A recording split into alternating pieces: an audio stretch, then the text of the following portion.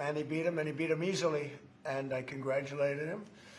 And we talked about some things in very strong common, like housing and getting housing built, and food and prices, and the price of oil is coming way down. That anything I do is going to be good for New York. If I can get prices down, it's good for New York, and we've got them down, way down from last year. We have, as you know, I've been saying to a lot of people, Walmart said that Thanksgiving this year is exactly 25% less than last year, so that's good for New York, good for everybody. But I just want to congratulate. I think you're going to have, hopefully, a really great mayor. The better he does, the happier I am, I will say. There's no difference in party. There's no difference in anything. And we're going to be helping him to make everybody's dream come true, having a strong and very safe New York. And congratulations, Mr. Mayor. Thank you, Mr. President. Thank you. I appreciate it. Please. I appreciated the meeting with the President, and as he said, it was a productive meeting focused on a place of shared admiration and love, which is New York City, and the need to deliver affordability to New Yorkers, the 8.5 million people who call our city their home, who are struggling to afford life in the most expensive city in the United States of America.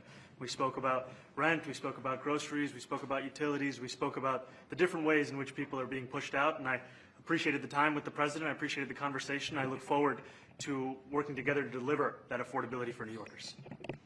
Thank you very much. Any questions, please? President Trump, Stephen Nelson from the New York Post. I've got a question for you and then also one for Mayor-elect. Sure. For you, you referred to Mr. Mamdani as a communist. Can you describe why you feel that way?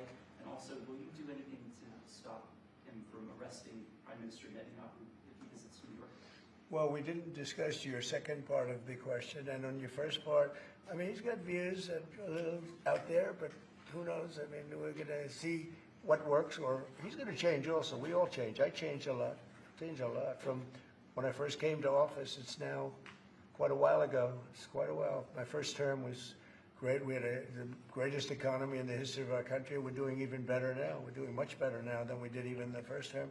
And I can tell you some of my views have changed. And we had discussions on some things. I'm not going to discuss what they were, but that I feel very confident that he can do a very good job. I think he's going to be. I think he is going to surprise some conservative people, actually, and some very liberal people. He won't surprise them because they already like him.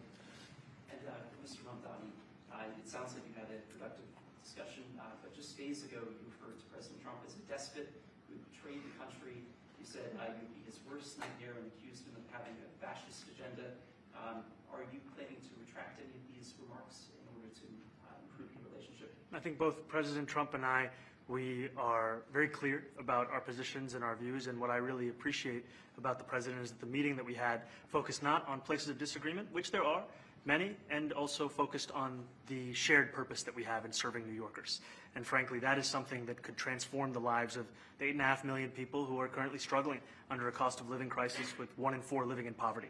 And the meeting came back again and again to what it could look like to lift those New Yorkers out of struggle and start to deliver them a city that they could do more than just struggle to afford it, but actually start to live in it. And I've been called much worse than a despot, so it's not that insulting. But maybe I think he'll change his mind after we get to working together. Yes, please. Mr. President, from MTV Lebanon. Good. I would like to ask you a question about the Middle East regarding Sure. you said that Hezbollah in Lebanon is not in a good position, and Lebanon now is the final unresolved after Gaza and Syria. Given your assessment, like what do you say for the Lebanese today? It's the independent state in Lebanon, and what is your next move to push toward disarmament? Sure. Well, we are pushing for total disarmament of Hamas and, frankly, everybody else. And we actually have peace in the Middle East. As you know, the King of Saudi Arabia just left yesterday. We had some great meetings, and he's made a contribution toward the United States of more than $1 trillion. We have now over $20 trillion coming in. No country has ever had anything like that, not even close. If you go to 2 trillion or 1 trillion, it's a lot. We have 20 or $21 trillion. I think that Hezbollah has been a problem in Lebanon, big problem. We're working with Lebanon. We're working with everybody in the Middle East. That's another thing I think we have in common. We want to see peace in the Middle East, and we actually have now, for the first time, peace in the Middle East after 3,000 years. And now we're going to refine it, and I think you're going to see some very positive things happen. There is a invite the Lebanese president.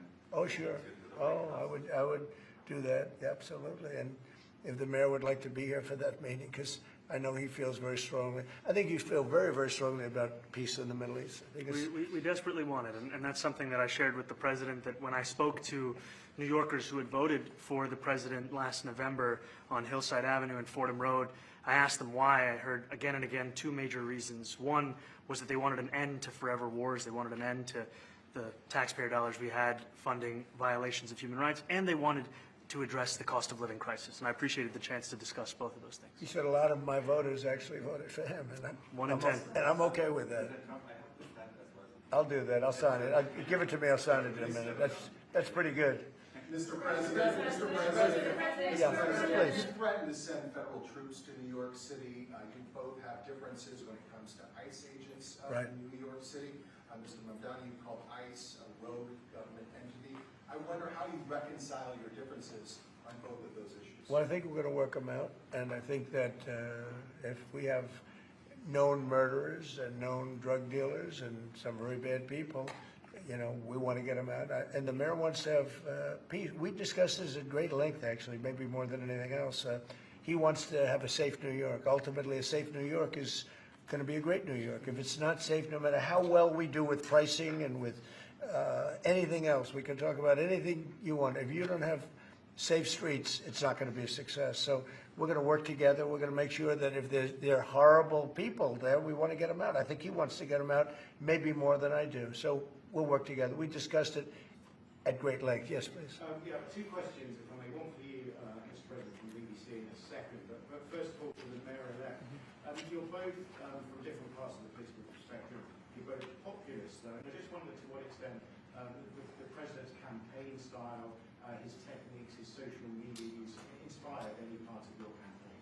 Well, I actually told the president that, you know, so much of the focus of our campaign has been on the cost of living crisis. And when we asked those New Yorkers who had voted for the president, when we saw an increase in his numbers in New York City, that came back to the same issue: cost of living, cost of living, cost of living. And they spoke about the cost of groceries, the cost of rent, the cost of Con Ed, the cost of childcare. And too often politicians are looking to lecture to New Yorkers what they should care about as opposed to listen. And when we spoke to those voters who voted for President Trump, we heard them speak about cost of living. We focused on that same cost of living, and that's where I am really looking forward to delivering for New Yorkers in partnership with the president on the affordability agenda. And I think we have to work a little bit. We talked about Con Edison. We have to work a little bit on getting the prices because, you know, we've gotten fuel prices way down, but it hasn't shown up in Con Edison. And we're going to have to talk to them. You know, if we're sending them fuel at a much lower price than it was a year ago, which is true, we have to get Con Edison to start lowering their rates. Absolutely. And if I may, last week you told me you were pushing ahead with your plans to sue BBC for up to $5 billion. You're going to speak to Prime Minister Starmer as well. Is there any progress or any updates on those issues? Well, we get along very well with the Prime Minister. We made a deal with UK. I like him. He's a fine person. And, you know, I think they have some big energy problems. You know, they've got windmills all over the place. They're going to have to start using other methods because their energy is out of control. Talking about in the UK, it's out of control. And he's got that problem. He's got a big immigration problem, as you know, and he's got a big energy problem. And we talk about it. He's a good man. Prime Minister's a good man. You had a chance to speak this week. I haven't spoken this week. Mr. President, have you spoken to President Zelensky, or do you intend to meet Who? with President Zelensky about your plan? Are you going to meet with him? I've spoken with their people. We have a plan. It's horrible what's happening. It's a war that should have never happened. It would have never happened if I was president, and it's a shame. And I thought they should have acted quicker. But it's a cold winter, and a lot of the you talk about utilities, but a lot of the big energy-producing plants have been under attack, to put it mildly, to put it nicely. Yeah, we have a way of getting peace, or we think we have a way of getting peace. He's going to have to approve it. Just so sad, so many people. You know, last month they lost 25,000 soldiers. This is something, we haven't seen anything like this since the Second World War. They're averaging 6,000 or 7,000 a week between the two of them, dead soldiers. And it goes on, and I think they're getting reasonably close, but I don't want to predict. I would have said that would have been one of my early ones. I did 8 peace deals of countries, including in India, Pakistan.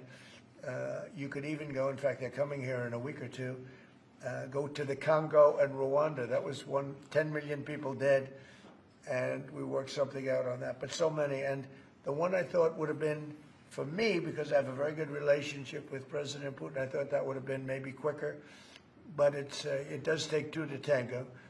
And now you just see all the death. And, you know, it doesn't affect us other than the fact that we don't want to see all those people that really, it's on the other side of the ocean. It's a war that should have never happened. It did happen. I blame the person also sitting right behind this desk. This is a war that should have never happened, and it wouldn't have happened if I were president. But we're trying to save a lot of lives. They're losing 25, think of that, 25,000 lives over the last short period of time. That's Ukrainian and Russian. And it's a shame. What happens if President? I want to ask the mayor-elect about a House resolution just passed overwhelmingly to condemn socialism, including with 86 Democrats, all of House Dem leadership, and the minority leader, Hakeem Jeffries, despite his endorsement of you. What's your reaction to that? I have to be honest with you, I focused very little on resolutions. Frankly, I've been focusing... Condemn socialism. I understand. I think the focus is on the work at hand. I can tell you I am someone who is a democratic socialist. I've been very open about that. And I know there might be differences about ideology, but the place of agreement is the work that needs to be done to make New York City affordable. That's what I look forward to. And I want to clarify your answer to Stephen Nelson. He asked about your comment calling the president a fascist. And your answer was, both President Trump and I have been clear about our positions and our views. Are you affirming that you think President Trump is a fascist? I've spoken about... That's okay, you can just say yes. Okay, all right. Okay? Yeah. It's easier. Yes. It's easier than explaining it. I don't mind. And Mr. President, I wanted to ask you also about this Ukraine plan. Yeah. President Zelensky said today that his country would risk either giving up a partner or giving up its dignity. There's been criticism that this deal... You mean he doesn't like it? It's unclear. He was sort of Well, tenuous. he'll have to like it, and if he doesn't like it, then, you know, they should just keep fighting, I guess, you know? The suggestion that you made, though, was that if he doesn't accept it, that the U.S. would pull back its support for Ukraine. Is that Well, at some accurate? point, he's gonna have to accept something, you know? He hasn't accepted. You remember right in the Oval Office, not so long ago, I said, you don't have the cards. Don't forget, I inherited this war. I would have never, this war never would have happened. I inherited this war. And I thought he should have made a deal a year ago, 2 years ago. The ultimate deal would have been if it never started. That would have been the good deal. That could have been done too if you had the right president, but you didn't have the right president. Mr. President, Mr. President, cost of living is something that you and Mr. Mamdani seem to agree on. Right. Democrats have run New York City for a long time, Mr. Mamdani. Do you see Democrat policy specifically as being a problem? And I'd like that be a question that both of you could answer in New York City. Look, I think that there are many things in our city where we have to own the responsibility of it, things that existed long before the president was the president. And those are also part of the message of our campaign, was to take on a broken politics of the past. And I ran against a number of candidates who represented different versions of that past. And what we found time and again is that working people were left behind in the politics of our city. And what we're looking to do is put those people right back at the heart of our politics so that we don't have a situation where we're in the wealthiest city in the history of the world, and yet 1 in 5 can't even afford $2.90 for a Metro card. Mr. Mamdani, You know, we had some interesting conversation, and some of his ideas really are the same ideas that I have. But a big thing on cost, you know, the new word is affordability. Another word is just groceries. You know, it's sort of an old-fashioned word, but it's very accurate. And they're coming down high. They were, you know, we had, both of us, we had the highest inflation in the history of our country the last 4 years under the Biden administration. And we've got inflation down now to a normal number. It's going to go even a little bit lower than that. Katie, do you have something in a bit? Mr. President, thank you so much. Mr. Mamdani often talks about New York City being covered by international law, that they will follow international law. Doesn't often talk about the U.S. Constitution. What is your response to that?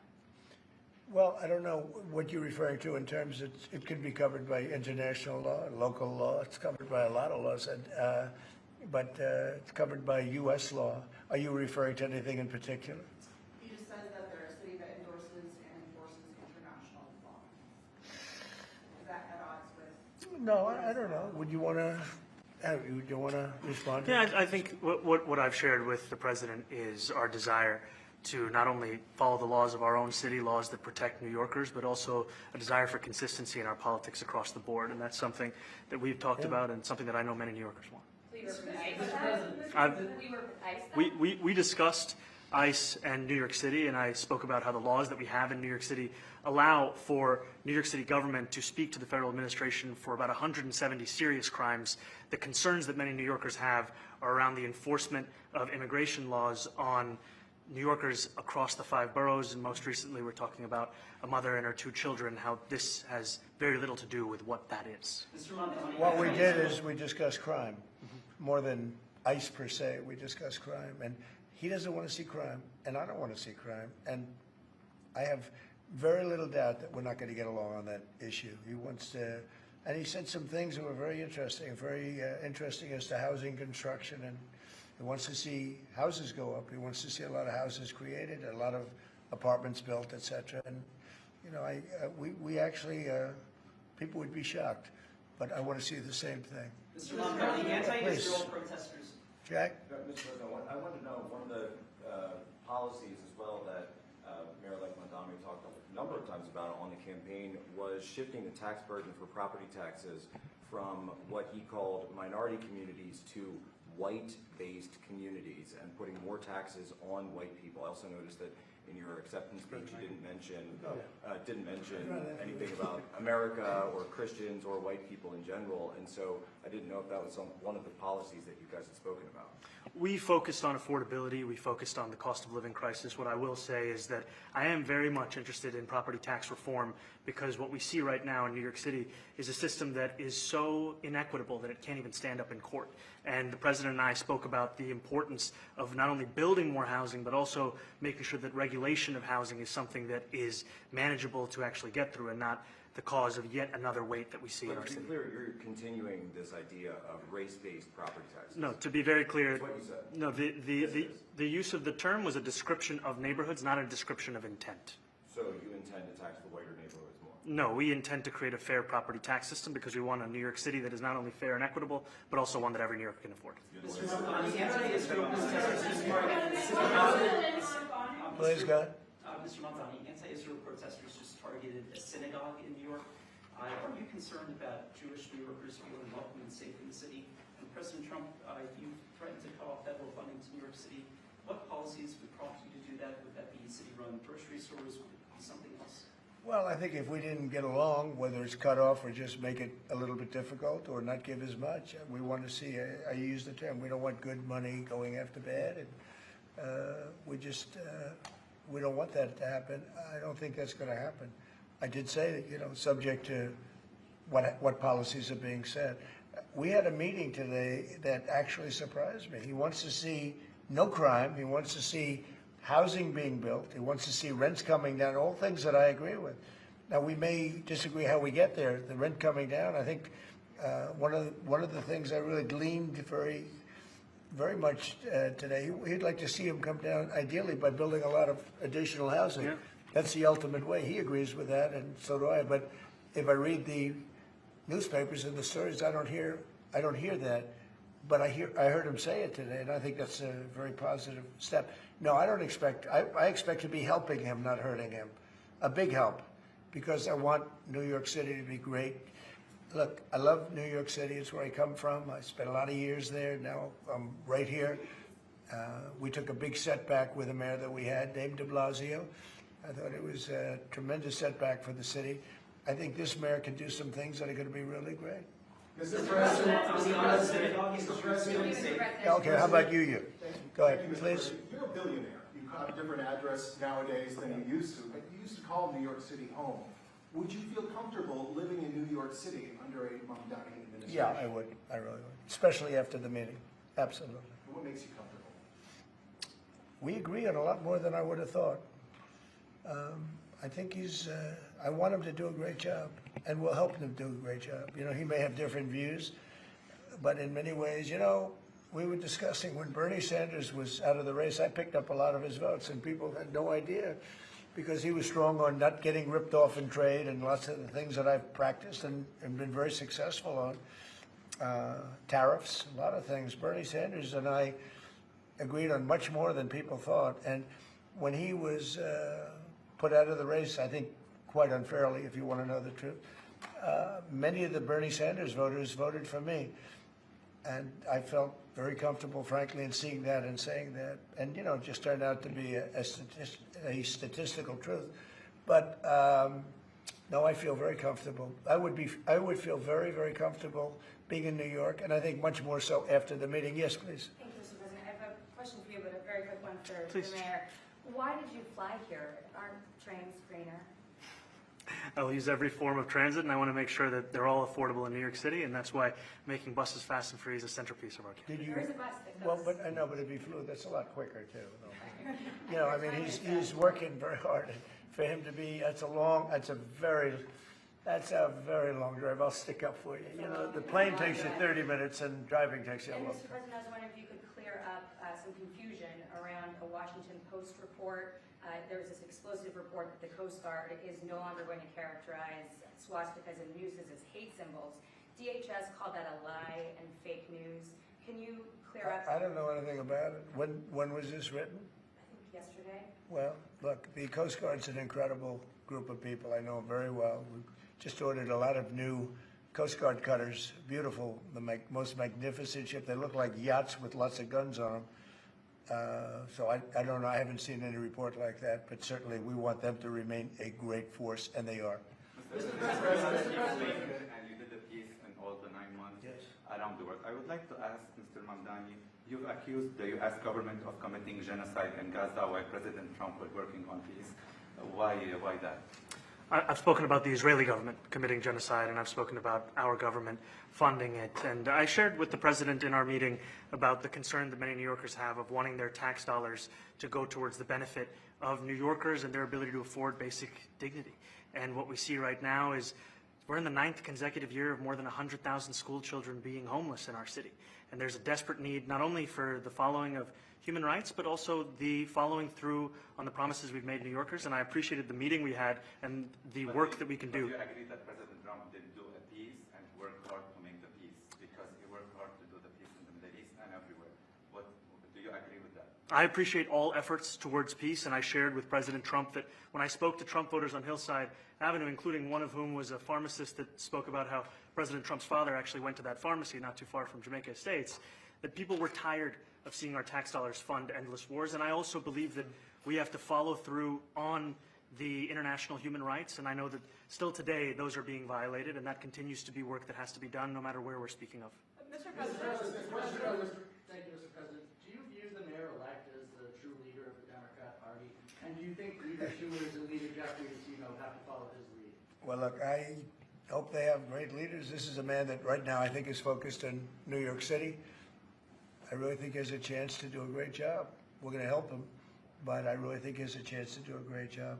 But I'll let you answer that. You consider yourself the leader of the Democrats? I think it's more appropriate for him. I consider myself the next mayor of New York City, and I keep my horizons firmly on New York City, and I appreciate the meeting with the president, which focused again on the 5 boroughs and whether New Yorkers could afford to live there. By the way, being the mayor of New York City is a big deal.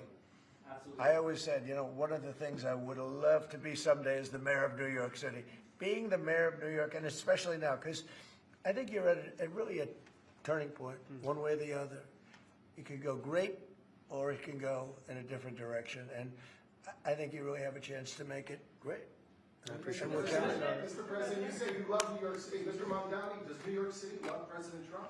New York City loves a future that is affordable, and I can tell you that there were more New Yorkers who voted for President Trump in the most recent presidential election because of that focus on cost of living, and I'm looking forward to working together to deliver on that affordability agenda. I got a lot of votes. One more. Go ahead. 1 or 2 more. Go ahead. I tell you, the press has eaten this thing up. I've had a lot of meetings with the heads of major countries. Nobody cared. This meeting that you people have gone crazy. Outside you have hundreds of people waiting. This is just a small little group. For some reason, the press has found this to be a very interesting meeting. The biggest people in the world, they come over from countries nobody cares. But they did care about this meeting, and it was a great meeting. Go ahead. Yeah, Mr. President, I was going to ask exactly that. Why do you think there's so much more, so much excitement around this than in some form? Because I think he's different. All right, I think he's different, and that can be in a very positive way. But I think he's different than, your typical guy runs, wins, becomes mayor maybe, and nothing exciting.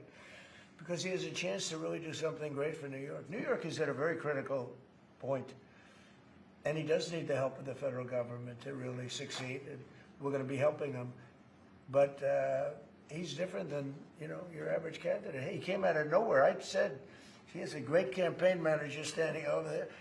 He came out of nowhere. Would you start off at 1 or 2? And then I watched. I said, who is this guy? He was at 1. Then he was at 3, then he was at 5, then he was at 9. Then he went up to 17. I said, that's getting a little bit interesting, right? And then all of a sudden he wins a primary that nobody expected he was going to win. It's a great tribute. I mean, it's an amazing thing that he did. And I'll just add one thing to what the president said. Is one thing I also appreciated is in our meeting to appreciate a portrait of FDR and the incredible work that was done with the New Deal, and also in thinking about what it can look like when the federal government and New York City government work together to deliver on affordability. It can be transformative. We have a great portrait of FDR that I found in the vaults that was missing for years. I found it, and I put it up. He's a Democrat, to the best of my knowledge. He's a Democrat. And when the mayor saw that portrait, he said, "Sir, do you mind if I have a picture taken by that portrait?" It's an amazing portrait. I hope the picture comes out good. But it's an amazing portrait in the cabinet room. So he's a big fan of the New Deal, I guess, and of FDR. Yes, ma'am. Thank you, Mr. President. You said that you both spoke about crime. Yeah. There are many police officers set to come off the rolls at the end of this year in New York City. Are you going to allow those police to be replaced with police officers, actual cops? And are you going to require that happens? Would there be some consequence? Well, I hope it happens, but again, that's going to be ultimately the mayor's decision. What's your answer? Is that I look forward to delivering public safety with the NYPD, and I've said over the course of our campaign that we have the number of police officers today. They are the ones that's budgeted about 35,000 headcount. And I think the key thing is that we have to make it easier for police to focus on police work, not ask them to respond to 200,000 mental health calls a year. So is that a reduction from what you're at right now? Or are you committing to maintaining the same level of cops? I've committed over the course of the campaign to maintain the 35,000. That's the headcount that we had through the campaign. And not replace them with caseworkers, social work? No, I've said that's the headcount that we want. What we need to do is make sure they can focus on serious crime. And he just retained a great police commissioner, I believe, right? Yes, we did, Commissioner Fish. If the newspapers are correct. That one they're correct about. He retained, I think, somebody that is she's a good friend of some of the people in my family, of Ivanka, and they say she's really good, really competent, and he just retained her, so that's a good sign. Are there still topics that you see the two disagreeing on in the future, and do you think you'll have more meetings like this? There will be topics that we disagree on. I think we'll probably come to a conclusion, and ultimately, he'll convince me, or I'll convince him. It's for the good of New York. Ultimately, it's for the good of New York. I don't care about affiliations or parties or anything else. I want to see if this city could be unbelievable, if he could be a spectacular success, I'd be very happy. Do you think you guys will meet more in the future, too? Excuse me? Do you think you'll meet again in the future, throughout the initial? I think we will. Yeah. I think we will. I hope we do. I enjoyed the meeting. We had a great meeting. Please.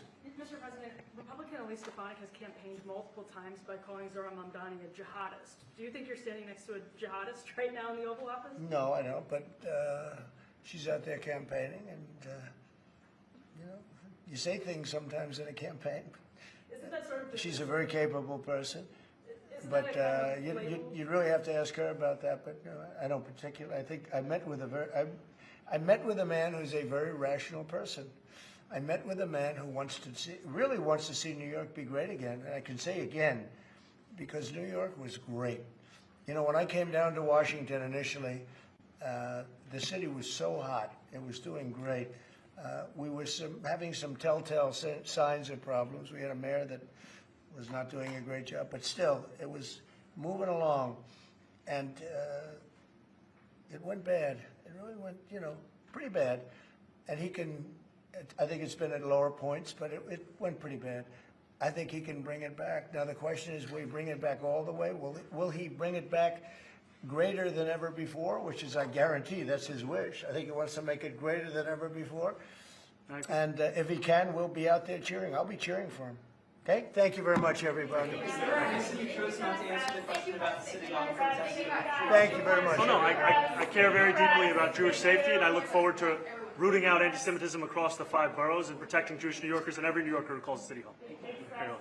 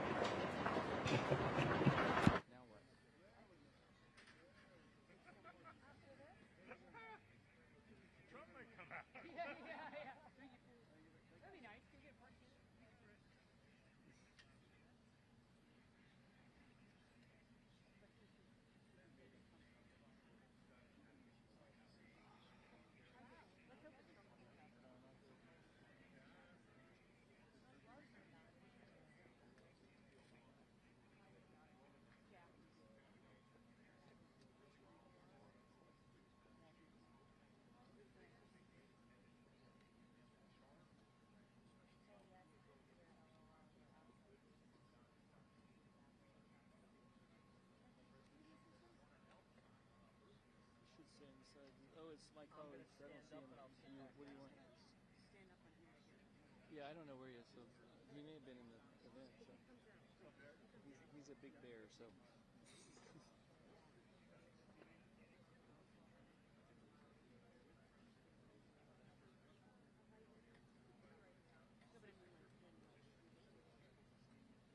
Shorter than the guy that's normally in that. Yes. Yes. He may be rushing out, so I don't know.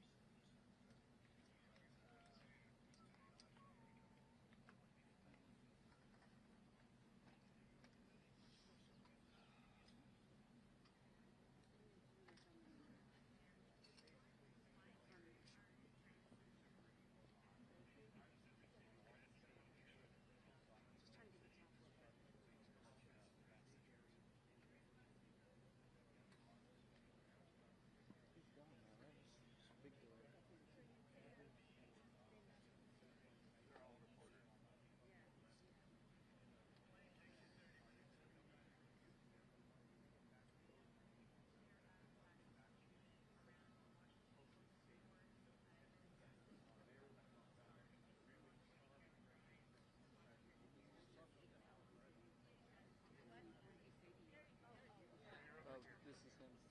Hey, Jonathan, are you using this? The Reuters ladder, or is someone else put it there? Is Tom not here? Hey, Ballard. Did Tom not come up? I don't know. I haven't seen him. He might be coming. Right. Just yet. He's a nice guy.